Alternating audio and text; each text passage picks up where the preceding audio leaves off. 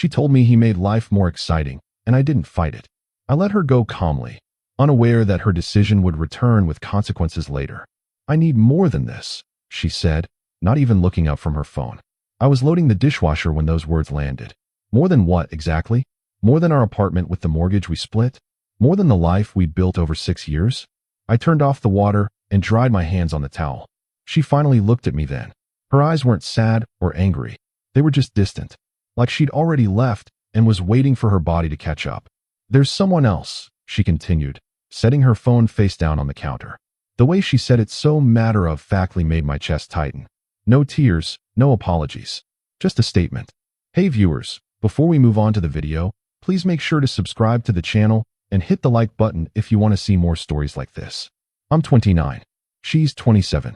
We've been together since college, living together for 4 years. I thought we were fine. Not perfect, but fine.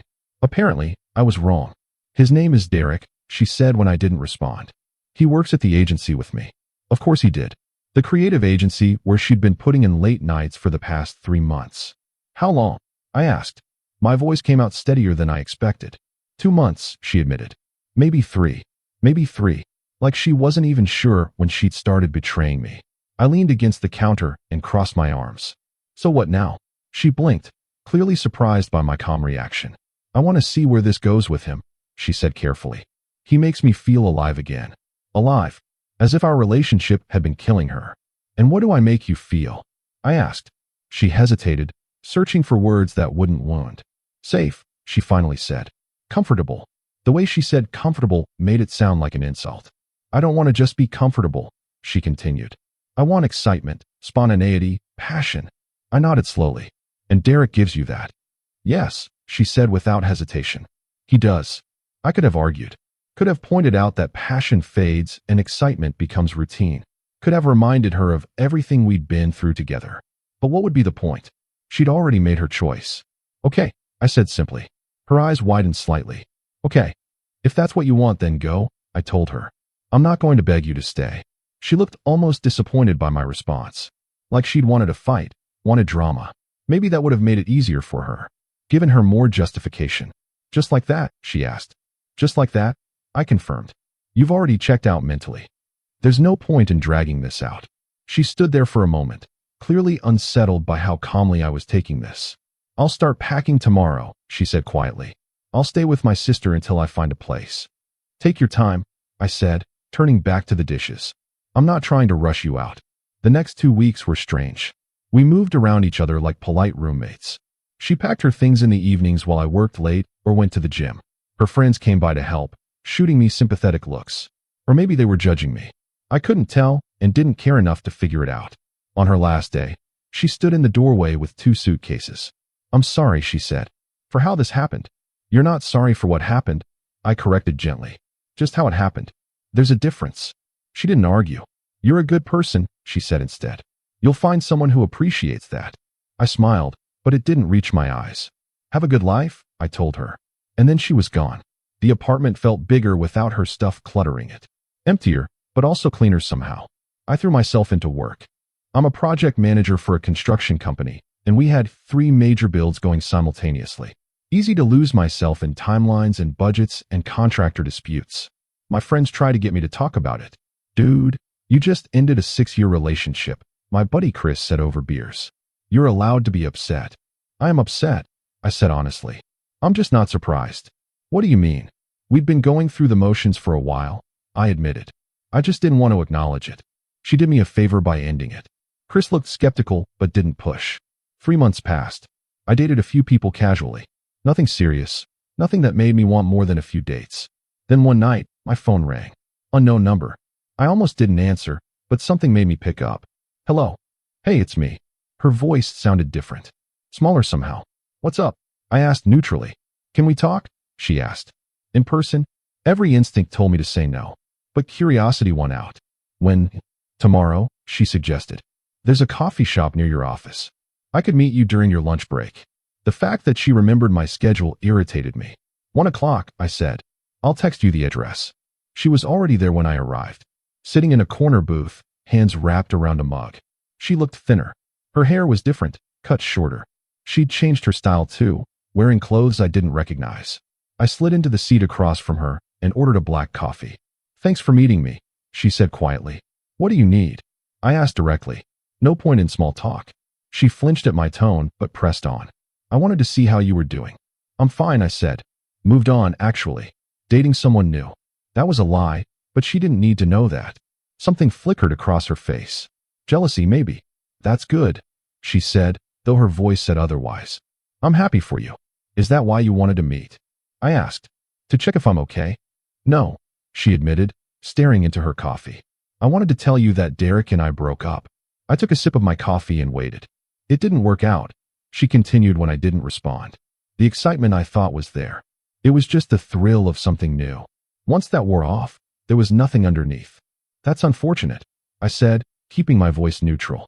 She looked up at me, eyes searching. "I made a mistake," she said quietly. "Leaving you.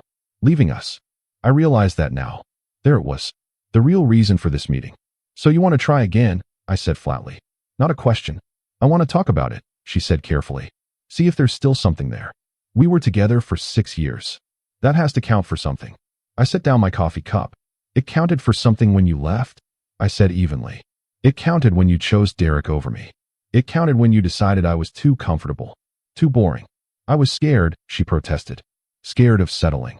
Scared that comfortable meant I was giving up on something better.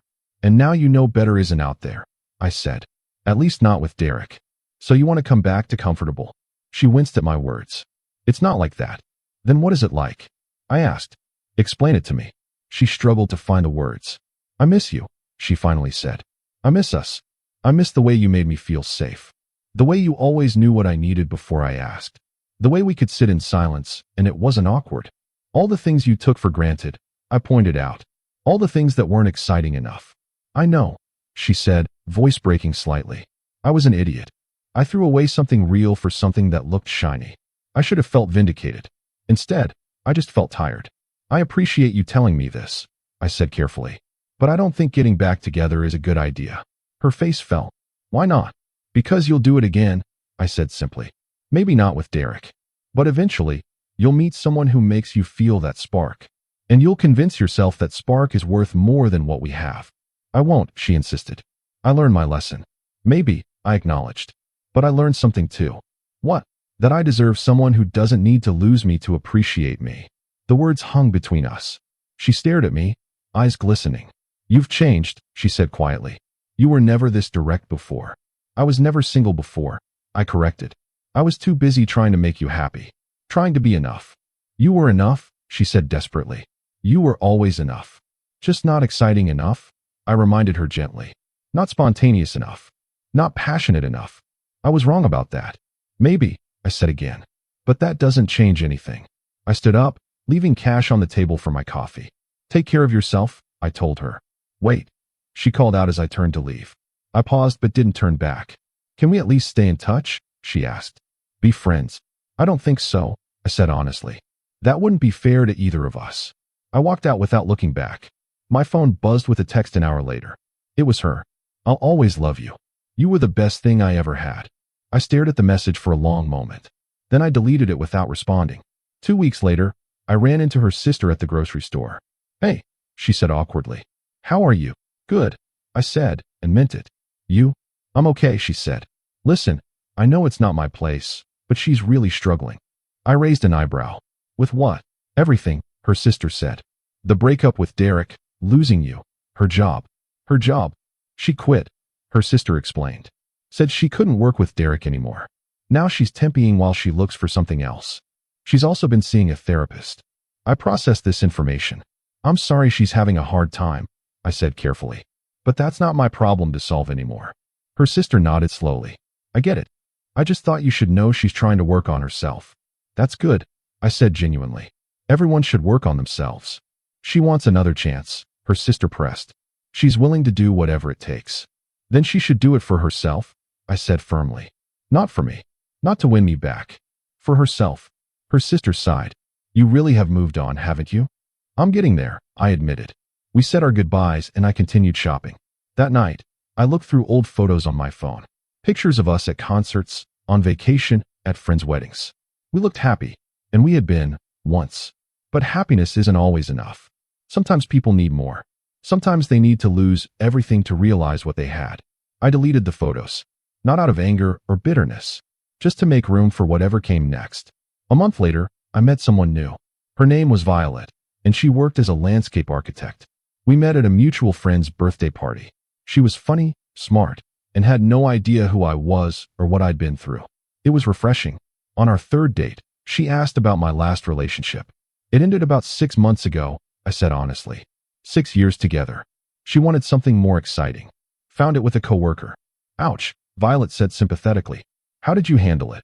I let her go, I said simply. No drama, no fighting. Just let her make her choice. That must have been hard. It was easier than trying to convince someone to love me, I admitted.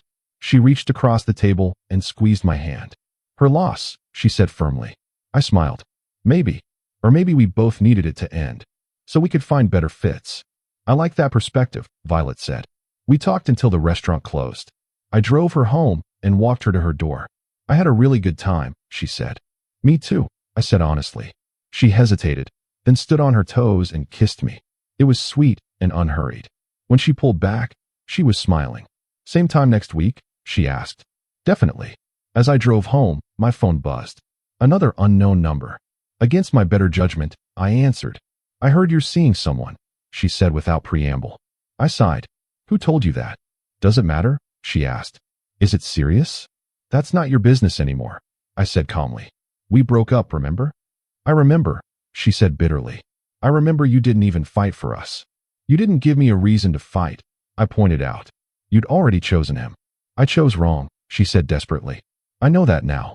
Then learn from it, I said. Make better choices next time. You were my choice, she insisted. You are my choice. I was your safety net, I corrected. Your backup plan. That's not true, isn't it? I challenged. You left because Derek was exciting. Now you want to come back because he wasn't. What happens when the next exciting guy comes along? She was quiet for a long moment. I've changed, she finally said. Good, I said genuinely. I hope that's true. I hope you find what you're looking for. I'm looking at you, she said quietly. But I'm not looking back, I told her. Goodbye. I hung up before she could respond. Then I blocked her number. 3 months passed. Violet and I were going strong. She met my friends, I met hers. We took a weekend trip to the mountains. Things felt easy with her. Natural, like we fit together without forcing it. One evening, we were cooking dinner together in my apartment. I'm glad we found each other, she said, chopping vegetables. Me too, I said, stirring the sauce. Can I ask you something? She said carefully. Shoot. If your ex wanted you back, would you consider it? I turned to look at her. No, I said without hesitation. Not even for a second. Why not? She asked. You were together 6 years. That's a lot of history. History isn't the same as a future, I explained. She made her choice. I made mine by letting her go. We can't go back to what we were. And I wouldn't want to. Violet smiled, visibly relieved. Good answer. My phone rang while we were eating. Her sister's name flashed on the screen. I almost let it go to voicemail. But something made me answer. Hello. I'm sorry to bother you, her sister said quickly. But I thought you should know. She's in the hospital. My stomach dropped. What happened? She took some pills, her sister said, voice shaking. Her roommate found her in time. They pumped her stomach. She's going to be okay physically, but... She trailed off. But what? I asked quietly. She left a note, her sister said. Addressed to you. I closed my eyes. I'm sorry, I said carefully. That's horrible. But I can't be the reason she chooses to live or die. That's not fair to put on me. I know, her sister said quickly. I'm not asking you to go to her. I just thought you should know. Is she getting help? I asked. Professional help? Yes, her sister confirmed. They're keeping her for a 72-hour hold. Then she'll go into a program. Good, I said firmly. She needs that. She needs to work on herself. For herself. Will you read the note? Her sister asked. If I send it to you? I looked at Violet, who was watching me with concern. No, I said finally. Whatever she needs to say, she can tell her therapist. I'm not part of her healing process. Okay, her sister said quietly. I understand. I hope she gets better, I said honestly. I really do. But that's all I can offer. We hung up. Violet reached across the table and took my hand. Are you okay? She asked gently. I squeezed her hand. Yeah, I said. I am. And I meant it. What happened to my ex wasn't my fault. Her choices were her own, just like mine were. I chose to let her go when she wanted excitement. I chose to move forward instead of dwelling. I chose not to take her back when she regretted her decision. And I was choosing Violet. Choosing myself. Choosing a future that wasn't weighed down by someone else's regrets. Thank you for being here, I told Violet. She smiled. Where else would I be? That night, after Violet went home, I sat on my balcony with a beer. I thought about the past year. About everything that had changed. About the person I'd become. I was stronger now. More sure of what I wanted and what I wouldn't accept. My ex had taught me that by leaving. She'd taught me that I couldn't make someone value what we had. Couldn't make someone choose me over their next exciting thing.